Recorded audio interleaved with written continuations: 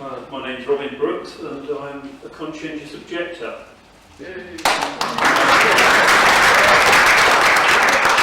I'm also a member of the Conscience Executive Committee, and I was also one of the Peace Tax 7 who, from 2003 onwards, took a case, or tried to get a judicial review to win the right for conscientious objectors to divert their taxes, the military part of their taxes, to a peace fund.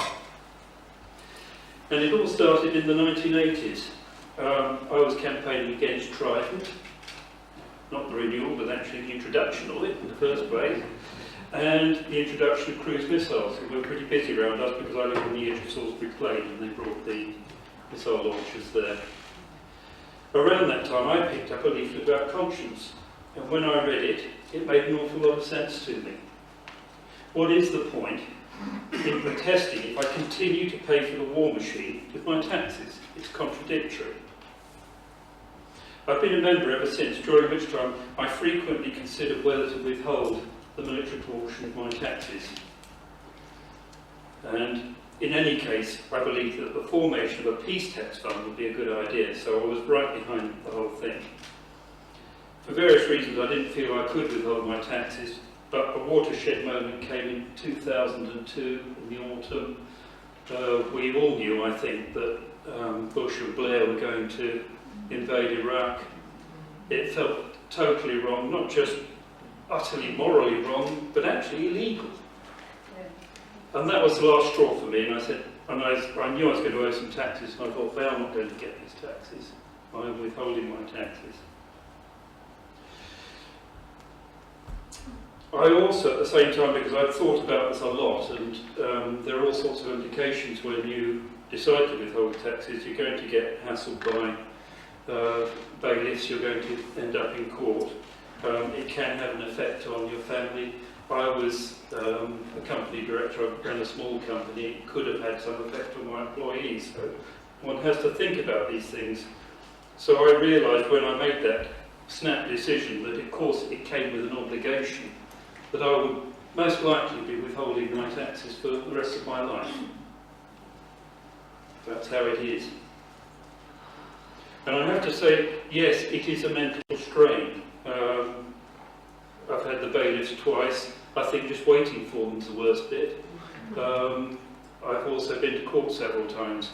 But there was also an advantage in that. That was an opportunity then to raise the thing in the local newspaper and to, get people to realise what's going on, have a think about it.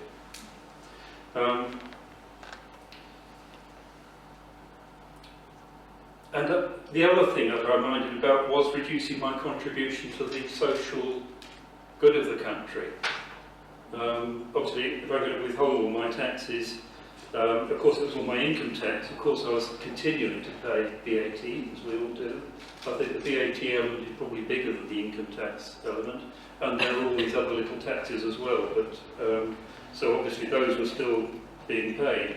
But I did mind that I wasn't paying for hospitals, that I wasn't, that money would not be distributed in that way.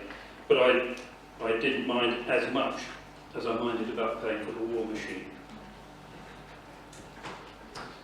And once I decided to do this, I felt empowered.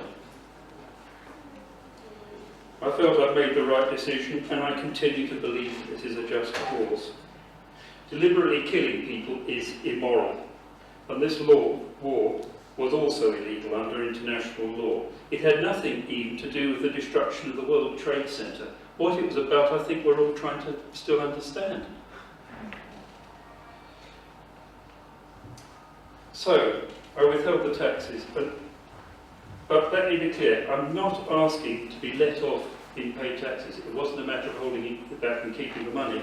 I actually want to pay all of my taxes. I just want them all to go towards peaceful and life-enhancing purposes. I'm not also just about easing my conscience. It's not a matter of saying, well, I'm not paying for the war anymore, so that's my bit done. I can go away and I'm out of it. It's nothing to do with me. Of course, it's to do with me. It's to do with every one of us as citizens, to do as much as we can about it. And as far as I understand, from what I've read about CEOs, from the other war tax resistors I know, we're about a lot more than that. And we're concerned to bring about peace in every way we can, to demonstrate right to our MP, undertake non-violent direct action, and also to educate ourselves about the alternatives, the non-violent methods of conflict resolution. And also about how militarism is rearing its ugly head again. Particularly I'm thinking of schools where there's more, there's more effort to draw children into war.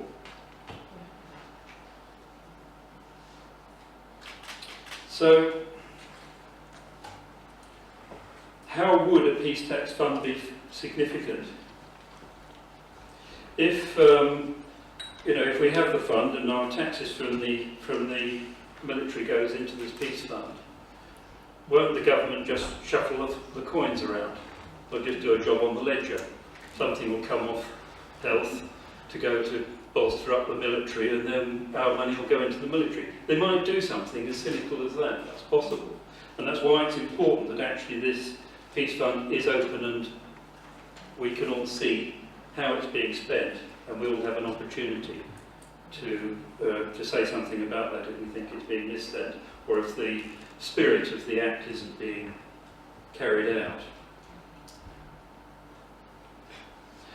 In fact, an enlightened government should welcome a mechanism which shows the depth of public feeling, like a thermometer. How many people really feel like this? But once they realise it's a significant number, maybe that gives them a mandate to go forward and to find and set up new institutions for dealing with conflict in a peaceful way. Every conflict is a problem. The two ideas get conflated. Conflict and war, they're sort of interchangeable. They're not. Actually, the conflict is the first thing. You've had conflicts with your neighbour, you didn't bomb their house. So, go back to that first position. And there are problems. International conflicts are often very complicated, but the point is we have mechanisms for solving complex problems. Actually started with designers who realised that some of the products we're making were interacting badly with other products. So they needed some method of actually handling all these interactions to get all the factors and design their products so that problems didn't arise. And these methods actually got very readily taken up by big business. And they use these problem-solving techniques to direct their activities. And also, people who work in conflict resolution also use these methods. I'm thinking particularly of a Quaker organisation responding to conflict. If you want to find out some more about those methods, I can thoroughly recommend their book, Responding to Conflict. These are workable things, and they do work. There have been hundreds of examples around the world where non-violent conflict resolution has worked. It does work. It provides a solution which war doesn't. And, well, if you want to read a bit more about that, there's an excellent book from the Oxford Research Group called War Prevention Works. I always recommend this to people. It's just an eye-opener to me. There are 50 examples of taken from around the world where conflict resolution, non-violent conflict resolution has worked. So what we need is our government to change their approach to conflict from a war-fighting mindset to a problem-solving one. What can we all do about it? I know most people can't withhold taxes. Simple reason that most people are on PAYE. You simply don't see your taxes, they're taken away at source. You've got nothing to withhold. You would need to be self-employed. Well, I can tell you as a self-employed person, you've got enough troubles running a business without confronting the state. As I said earlier, it was a big decision for me. It took a long time to get around to it. But many people are believed to withhold by earning less than the taxable limit. We think there are hundreds, thousands of people possibly. We just don't know, because unfortunately we just don't see who they are. And we can only guess at numbers. And for this reason, Conscience has started a register of conscientious objectors. I think, and for a lot of other reasons too, it would be a very useful body of information, a body of witness to show how many people object to paying for war. So if you feel as I do, please bring your conscience to bear on this issue and write a personal statement of conscience. There's a whole sort of display about it there, and there are forms to pick up. If we can get thousands of those, that would be really good. And it's a thing that will just go and grow. It's always the thing that they ask you. I've been to a UN human rights thing where they asked us how many there were of conscientious objectors, and all we could do is wave vague figures. It's just very useful to be able to actually say, well, actually, X thousand people have written personal statements of conscience. Do you want to read them all? So there are forms available here, and you can also find it on Conscience's website. And I'd be delighted if you joined me in some way. Thank you.